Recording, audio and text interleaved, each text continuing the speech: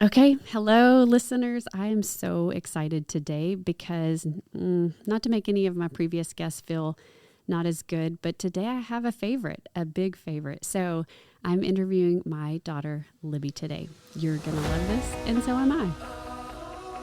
Welcome to FBC Missions So That podcast. This is an encouraging place to hear how God is working in and around us. We know that He blesses His people so that they can bless the world around them.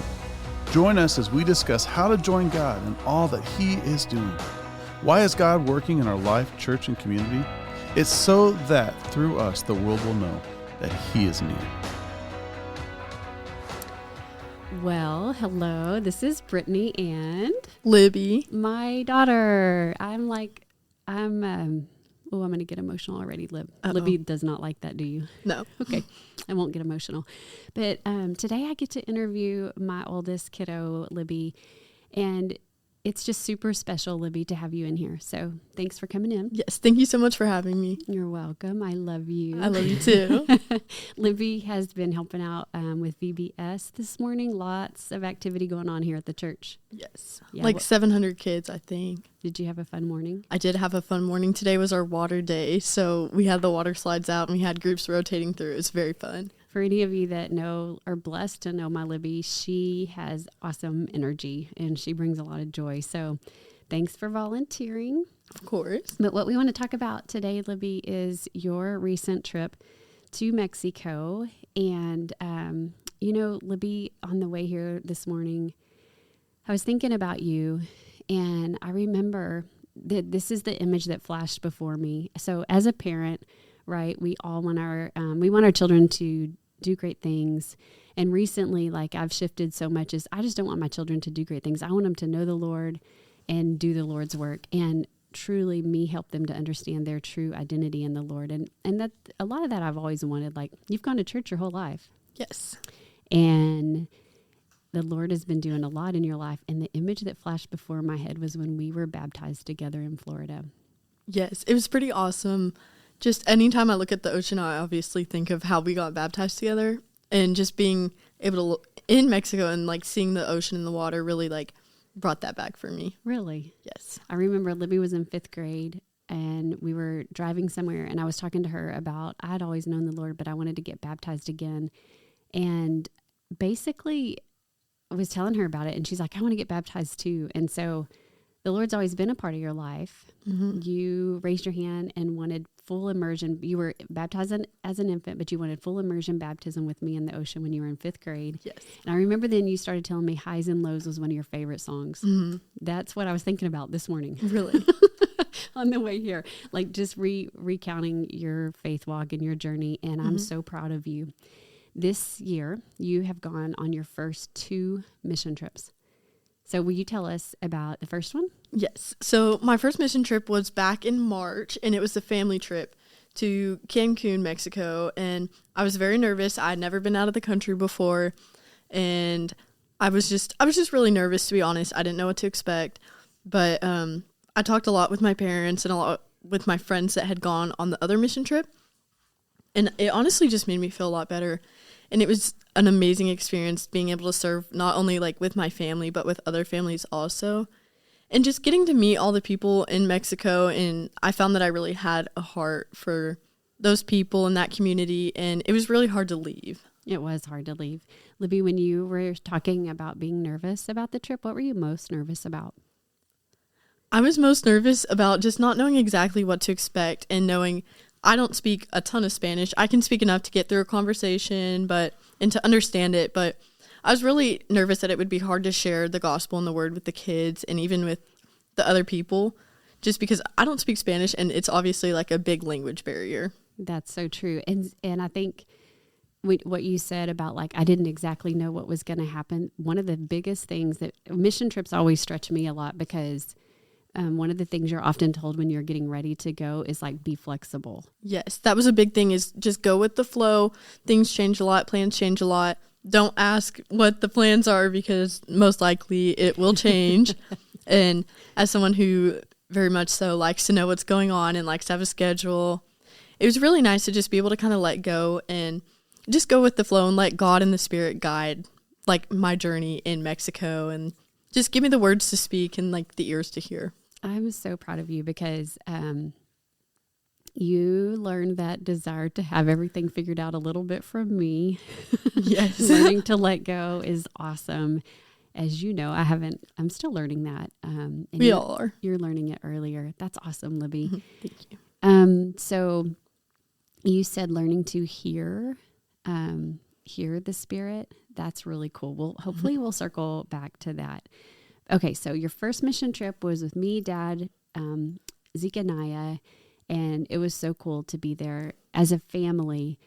But sometimes like when you're with your family, just family dynamics, there's a lot going on.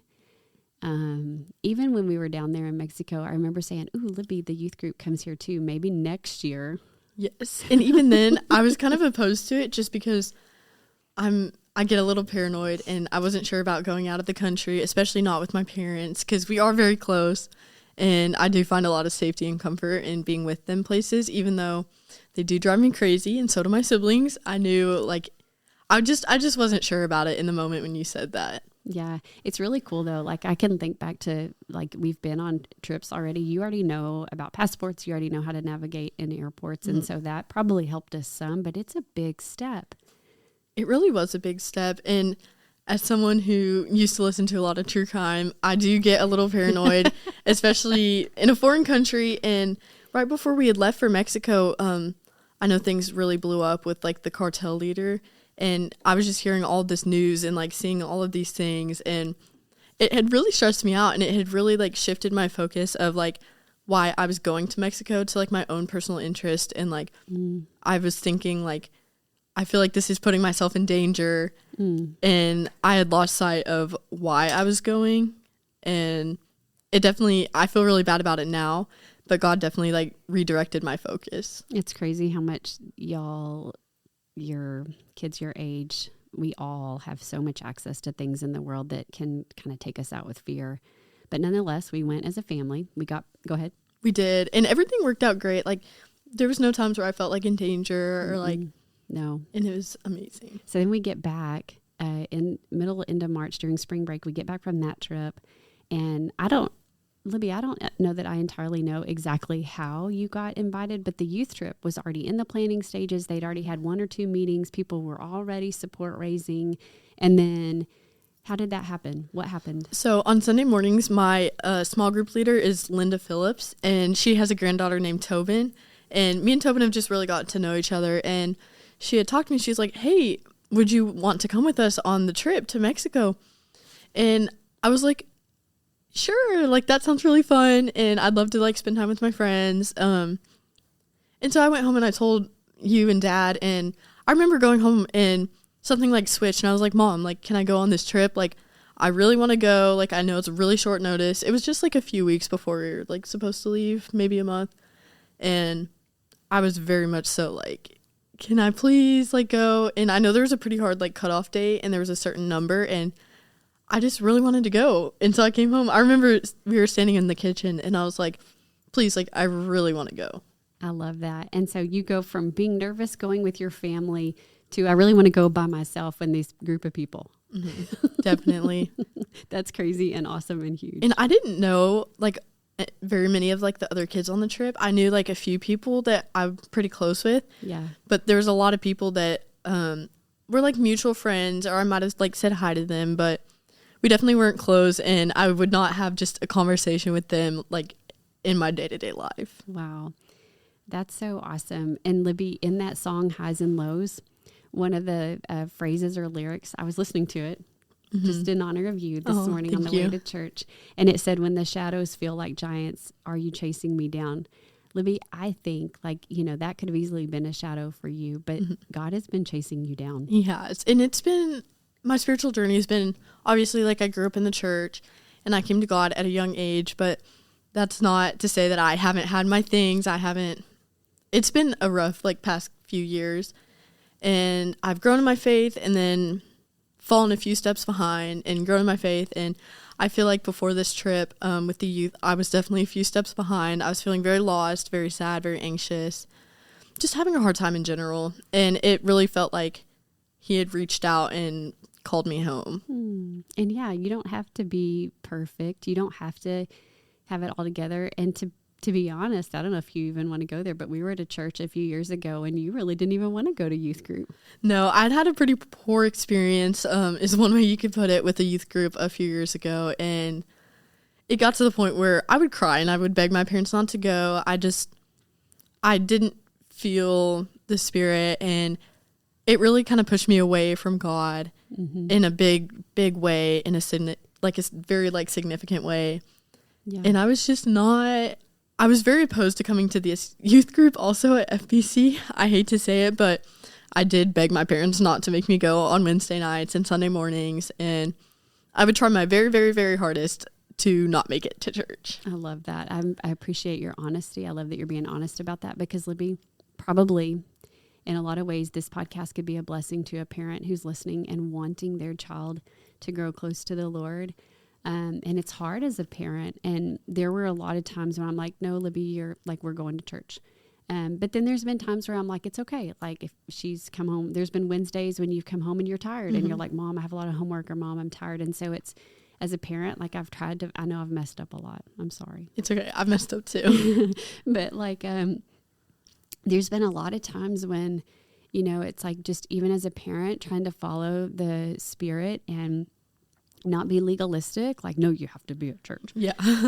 But also like just really trying to follow the Spirit and know that He's doing a work in you. And as a parent, it's just always remembering, like, and this is so cool because we're joined through adoption, but it's also like He is your Father. And I have been blessed to be able to steward the role of being your earthly mom, and, trying to do it as good as I can. And I mess up all the time because I'm a sinner and I fall short too. But it's like so cool to see what He's been doing in your life. And, I learned, I'd love to hear your perspective on this, Libby, but like I learned sometimes I just need to, shut up and pray.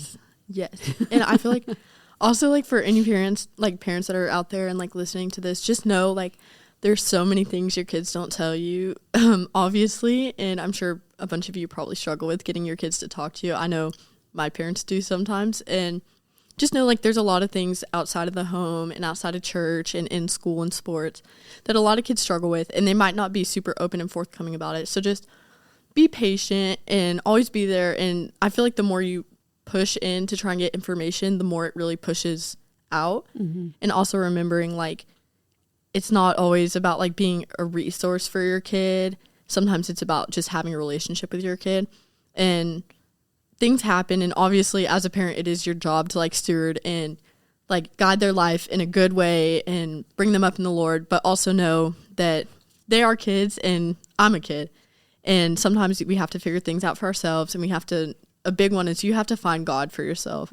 You can grow up in church just like I did, and you can have like everything go right, but if you don't have a personal connection with God, you'll never get the relationship side of it. You'll just get the religion. And I feel like a lot of people are turned away from church, especially kids, just because of the religion aspect of things. And if you don't have a relationship with your parents, it especially makes it difficult, and it's a very different like feeling. So just pursue relationship and understanding, while also just bringing them up in the Lord and understanding that everyone has to find God for themselves. And yeah. You're so amazing. Thank you for inspiring me. What would you say is one way that you and I have a relationship that's helped you to pursue a relationship with the Lord? Definitely like me being able to like come to you and talk about anything just makes it a lot easier, because I feel like if you can't talk to your parents about anything, talking about like your spiritual journey and like telling your parents that you're struggling is never a thing that like anybody wants to do. Whenever anyone is struggling, reaching out to others and being honest and being like, hey, I'm having a really hard time. It's just not super common, especially because like I'm very independent. I'm not a big emotional kind of person. And so like I know y'all didn't know a lot of like what was going on before I went on the trip. But one thing that like I feel like has helped our relationship is just you being there for me and like giving me space and time to like process things also. And honestly, just good communication. I know we fall short a lot of times, and when I'm just in a bad mood for no reason, or you're in a bad mood for no reason. But just recognizing that and giving each other the space we need, and also like being there for each other. I feel like that's a big thing. And like mother-daughter relationships are usually pretty tumultuous, I guess, especially like talking to a lot of my friends. So just like being, yes, a parent, and like also we're friends with each other, and like me being able to say like I would hang out with my mom. Aww. And like coffee dates help. Yes, coffee dates help, especially before school, you know.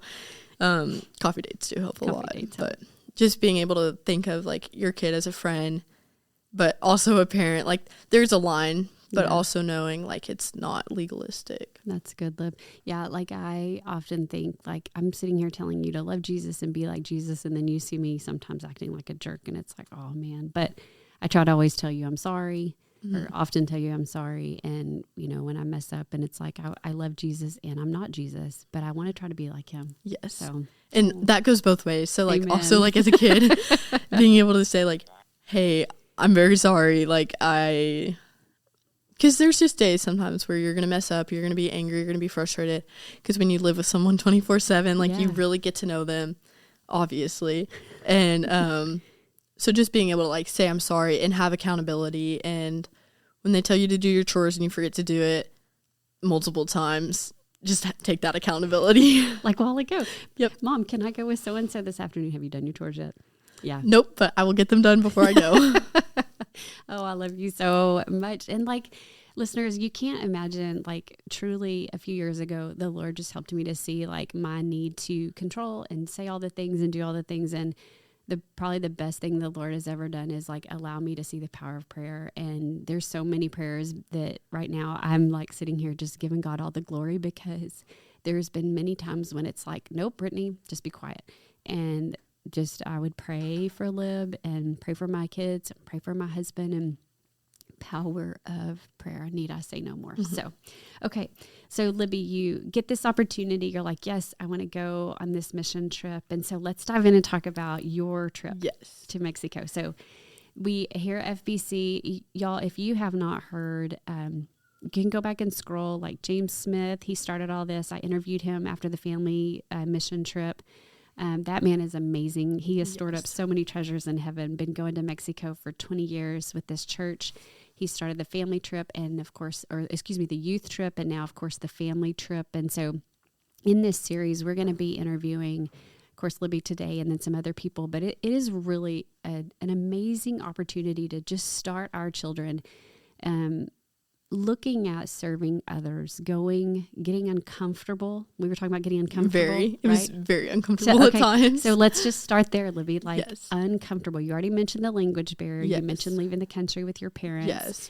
But what does God do in the uncomfortable? Well, first of all, I'm terrified of flying, and if you were on the trip with me, I'm sure you figured this out. But which is so funny as an Air Force kid. It is very funny. You flew very early in your life. I've flown my whole life, and I've just found that I'm not a fan of it at all. But just getting uncomfortable, like taking the first step, like getting on the plane and going to another country. And when you think of Cancun, Mexico, you think of like the tourist area, like the beaches, the big hotels, the lights. That's not where y'all were going. Not at all. And so we get on this bus and we drive, and it's a long drive. It's hot. It's not very fun. You're already sweating. It's extremely humid. You're tired from the plane ride. You're tired from the airport. It's very high energy. It's very high energy, very overstimulating. You're trying not to get fooled, and so you're on this bus, and you're thinking, "What? To keep up with your passport, Mom's my goodness, not there to hold your passport." Yes, my mom didn't hold my passport. I needed to keep this in line. Needed to make sure my luggage didn't get lost. Keep up with the group. It was just a lot. Yeah. And so you're sitting there on the bus. You're like, "Oh my goodness! Like, what did I get myself into?" And then I feel like it's in that very first bus ride that like God starts to work, because everyone's talking to each other, which is very odd, because I feel like in Boerne especially, there's a lot of like cliques, and just things are very like, a lot of these kids have grown up together, which is one thing that like I struggled with, especially I was very nervous to go on this trip, just because I know there were a lot of friends on the trip that had like known each other previously. And so I was like, okay, like I don't want to be left out. I don't want to put myself in like an awkward situation. But like even on that first bus ride, like getting to talk to everyone and like hearing like what the returnees are excited to like experience is just really moving. And to be honest, our families truly experience FBC as a special place. It really is. People are welcoming and loving. Very welcoming. Yes. Going to like different churches. When we came here, I was like, wow, like I really like this is the most welcomed and the most loved, especially after like my very bad church experience. Yeah.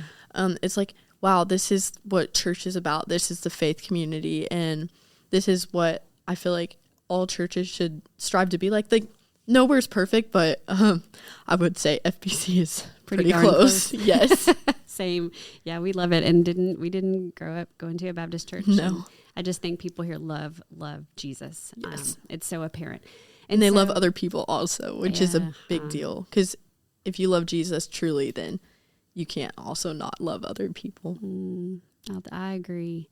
So you step out of your comfort zone. There's so many things, but God starts working on that first bus ride. Mm-hmm. So Libby, what did the Lord, like, what did he show you? Like, what are some of the things when you said the Lord showed up? How did he show up for you on this trip? What are some things that happened? Yes. So one of the first things that I noticed pretty quickly was how materialistic I truly am. And when I'm in Boerne, I'm very like, oh no, like I'm not materialistic at all. Uh-oh. And then you get to Mexico and it's like, oh my goodness, I am materialistic and I am selfish.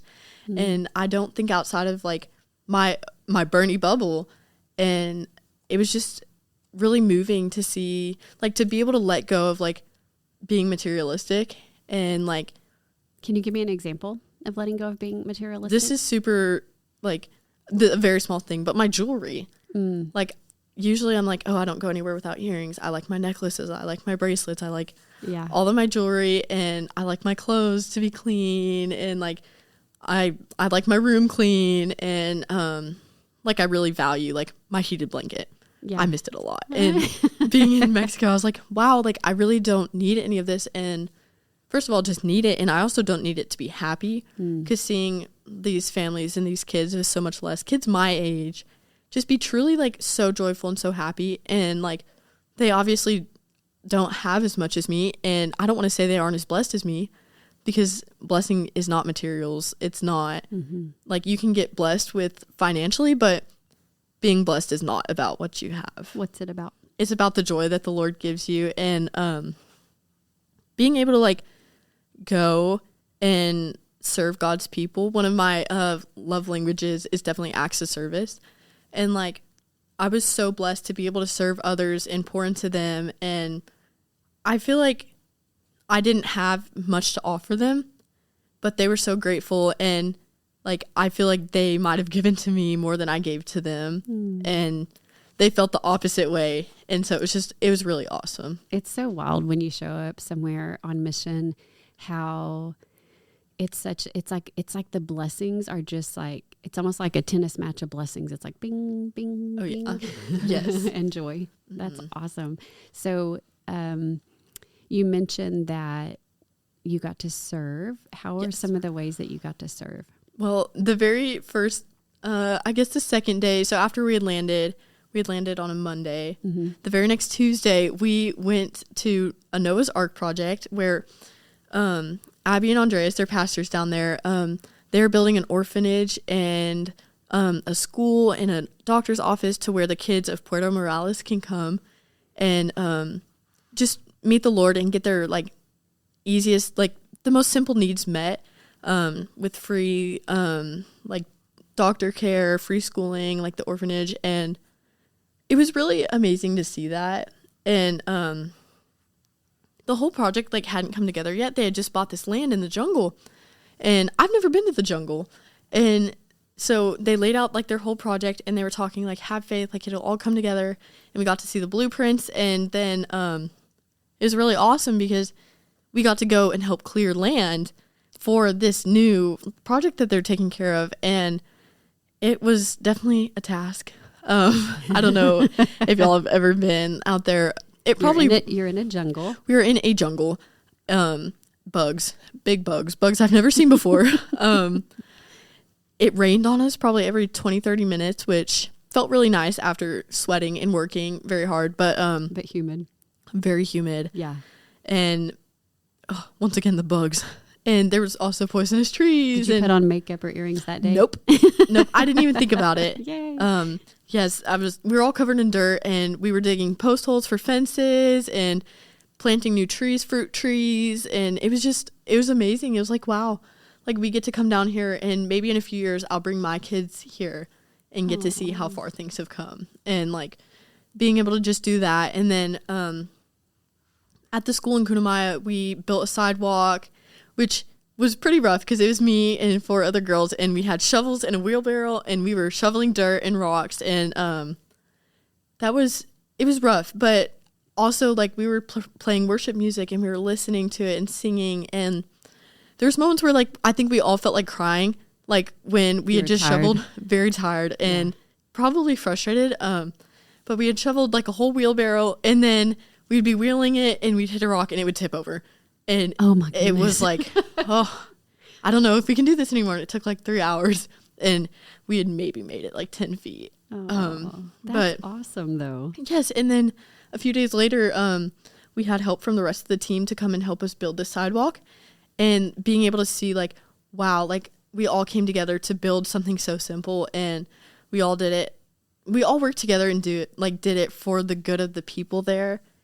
And it was just amazing. And I feel like as a woman, there's often times where it's like, there's different ways that men and women serve. And I feel like we all came together and did both. Like there was men in the kitchen helping cut up fruit, and we were out there shoveling, and we worked together, and we gave each other tips. And like, it was very amazing to just see, like, be allowed to serve fully and like embrace the service part of it. That's awesome. That was another thing I remember you told Dad and I, is that you really saw like the roles of men and women, and it even inspired you for like future relationships. Will you share about that? Yes. So one of the biggest things I noticed is just the way how all of these women, both in our group and outside of our group, like the locals, they were very nurturing and very loving, and they were able to like take care of their families. And I feel like a lot of that was because there were so many amazing and strong men that did their role, like protecting and providing, so that like, and even me, like being a young lady, being able to truly like step into that and feel like I did not look like a young lady at all. I was covered in dirt. My hair is always nasty, very sweaty, but I felt very like, not feminine, but I had really been able to step into like who I was called to be. It was so much easier to be patient and kind and loving because I felt really taken care of.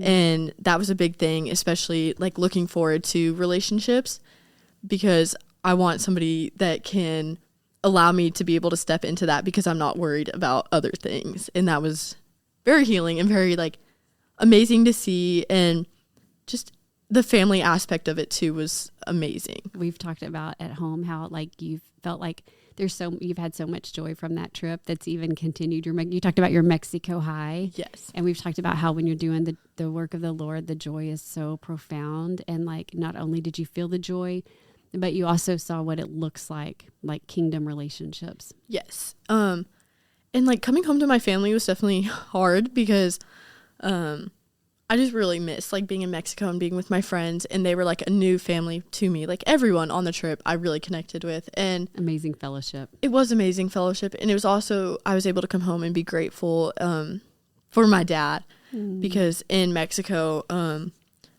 the men are not usually expected to stay with their families. And so there's a lot of like single moms and kids that don't have dads that are working.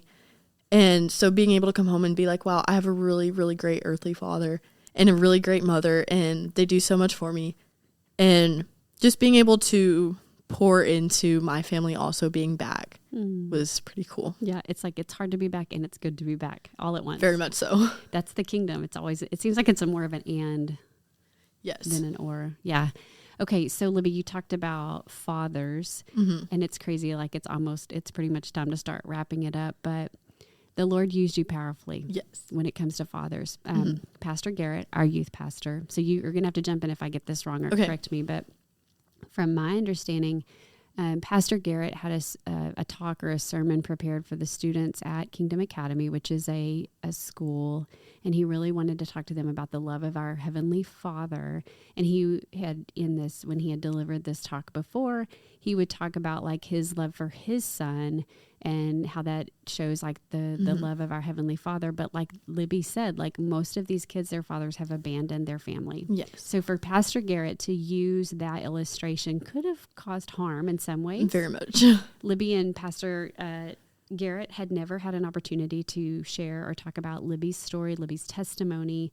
And so the Lord ended up using her and her testimony. Yes. Can you tell us about that? And some of the listeners, some of you might have heard Pastor Jason even use this as a sermon illustration in church. But gosh, Libby, that brought your dad and I so much joy, just that you even already understand your testimony and how the Lord used you in a mighty way. So as we wrap it up, will you share that story? Yes. And thank you for sharing it again. I know we've asked you a million times. Yes. So Pastor Garrett had come up to me at the very beginning of the trip, and he's like, I've never really gotten the opportunity to hear your story. And I was like, oh yeah, like sometime over the trip, like I can definitely sit down and tell you. And it's not something I share with a ton of people previous to this trip. And I had never heard it. My mom had never heard it. And I feel like that should tell you But that's okay, because like when you're ready to share your story, you're ready to share your story. You don't have to share your story with me. Right. I'm honored if you do, but like it's okay. Yes. And so I'd maybe shared it with like 2 or 3 people at best, and probably like just half the story. But so I was like, oh, okay. And you don't have to share it today if you don't want to, by the way. No, I feel like it needs to be said. Okay. But yeah, and so I hadn't gotten to tell him just the busyness of being there and how crazy it was. We left the house at like 8 and we weren't back till probably like 8 or 9. And then of course the Spurs were playing in the World Cup. Spurs were playing the World Cup. And y'all were still going up early in the mornings on the roof to do Bible study. Like lots was going on. Yes, it was amazing. But so I'd never gotten to share, and then one day he came up, he's like, hey, I feel like the Lord is really calling me to ask you if you want to share your story tomorrow at the school with these kids. And I was like, oh yeah, like I'm totally open to that. Like what are you preaching on? Like I can see if it'll tie in well. And he told me, he's like, yeah, I'm preaching on like the parable of the lost sheep and like heavenly love. And in that moment I was like, so this is why I'm here. Because I wasn't exactly sure like why God had called me to go on this trip. But it was like everything clicked in my head, and it was like, wow, my pain and my suffering and everything is making sense now of like why I went through this. Because you always want to hear that like you didn't suffer for anything and you didn't like struggle for no reason. Well, in the book of James, chapter 1, verses like 2-4, it says, "Consider it pure joy when you face trials of." I'm paraphrasing. When you face trials of any kind, because it will help you to build perseverance. So yes, yeah. And so it was on the van ride to the very school that I told Garrett my testimony, and he was very like, oh my gosh, like this is perfect. And so I get to the school, I'm very nervous, and I share about my adoption and my biological or earthly father that I never got to know. And it was basically me saying how, because I didn't know my father, I didn't know if he was a good man. And I know that I look like him, and my athleticism, I feel like, and just my character traits and a lot of things that like I wonder about myself. And I was like, I wonder if he's a good man. And it caused me a lot of anxiety. And honestly, it caused me to kind of have an identity crisis, just knowing like I very much so value like morals and like good versus bad. And I was unsure because I was like, how can I be good if I didn't come from someone who was good? Because you didn't know. And I didn't know. Yeah. And it honestly made me very depressed, and I had a lot going on. And so I was able to sit down and share this like with these kids that don't know their dads, and that probably if they do know their dads are probably not great. And if they do, then they're blessed, because that is very rare to find in the area we were. And then I shared how I had found peace in my Heavenly Father, and that like his love was just, it brought me home. And how I was very lost, and I looked for like love and just my worth everywhere except for God, because you know how these stories go. That's always the last thing people run to, and it's the last because it's the only thing that works. But wow, hang on, it's the last because that's the only thing that works. Wow.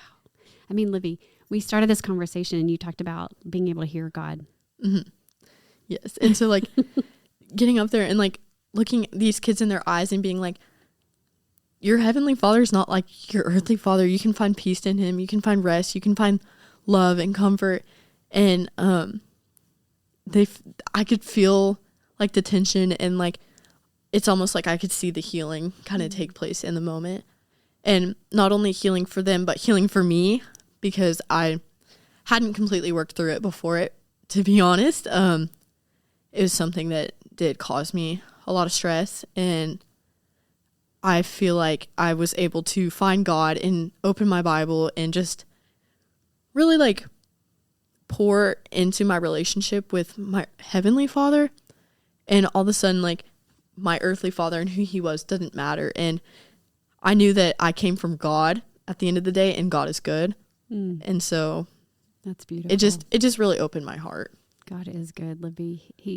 He's infinitely amazing and good. And I'm so grateful he brought us together, and I'm so grateful for how he used you. Yes, me too. Thank you for sharing that, sweetie. It was amazing. And just to hear like the pastors of the churches down there come up and say like, these kids needed to hear that. Like I could see them listening, and I might not see how that impacts their lives, but I know like it impacted mine, and that the Lord will carry that. Have you ever seen a picture of like a statue, like a rock statue, how they have to chisel it away? Yes. You were part of a chisel for somebody in terms of like breaking down, and like you said, the healing and the tension melting away. Like that was the start, or it could have been the finish for someone. You never know the part you play. And it was just amazing, and being able to serve them both physically and spiritually, and like I felt like I was able to relate to them, and it was very, very hard to come home, and I feel very called to like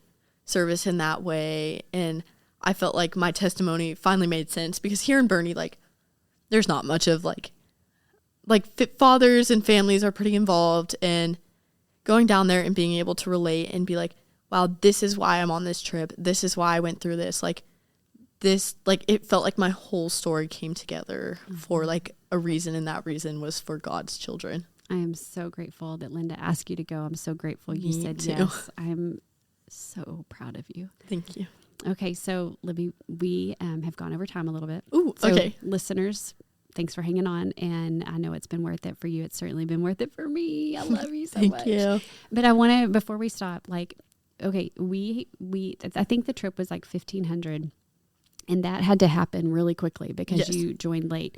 And I know that you have had people supporting you financially with prayer. Oh, yes. With letters written. It's been amazing. Yeah. I'm so grateful because like people blessed me and helped me get on this trip. And because of that, like I was really able to bless other people. Yes. And the whole time I was there, I was thinking, I was like, I want to thank everyone that like helped me get there and prayed for me, because it really did change my life and other lives. It was amazing. Your dad and I were prepared to help you with a little bit of the trip financially, but we didn't have to.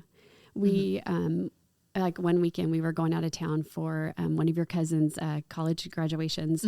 And you and I had worked on a letter, or you had worked on a letter before we left to drive to Lubbock. And I was like, Libby, and I'm sure you were probably, I don't know, maybe like, oh, Mom. But I was like, Libby, like, let's pack up the letters, the stamps, the envelopes. And I was very annoyed. You had to prepare for finals. I did. I was very stressed. You set up that desk in the hotel room. Zeke and I went down to the pool. You sat there and wrote out those letters, and you stamped them, and we mailed them the next morning in the hotel lobby. How many letters do you remember? 26? Probably. You mailed 26 letters telling people, hey, I'm going back to Mexico.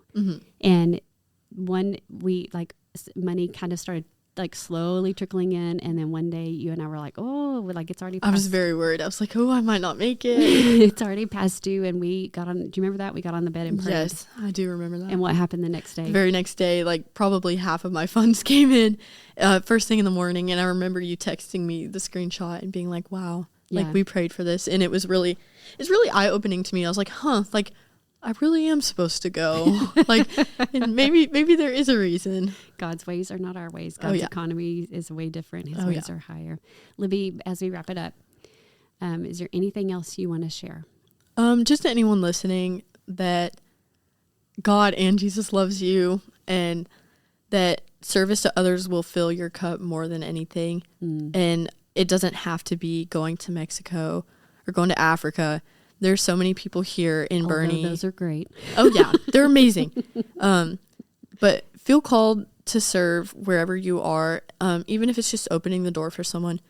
You will obviously feel better after you do something nice for someone, and in the name of God, doing something for someone in the name of God is very fulfilling. And so I just encourage everyone to take their time, take the next step. Take the next step and slow down and appreciate your life, and recognize how truly wonderful Boerne is and America is, and just know like it's not like that everywhere. And to be thankful and be grateful, and to hold on to those close to you. So good. I love it. I love you. Love you too. Good job, sweetie. Thank you. You're welcome. So listeners, I tell you what, our children are so inspiring. They help us so much as parents. And, if you're listening to this and you're like, I could never put my child on a plane and send them off, you can, and pray about it. Yes, my parents survived. Yeah, we survived. We were so excited to see her at the airport. And seriously, to see her growth in 7 days was phenomenal. It was worth every moment, all the prayers. And so parents, I implore you to get on your knees. I implore you to just really consider what it looks like to help your child find their unique calling in this kingdom. What are your children's gifts?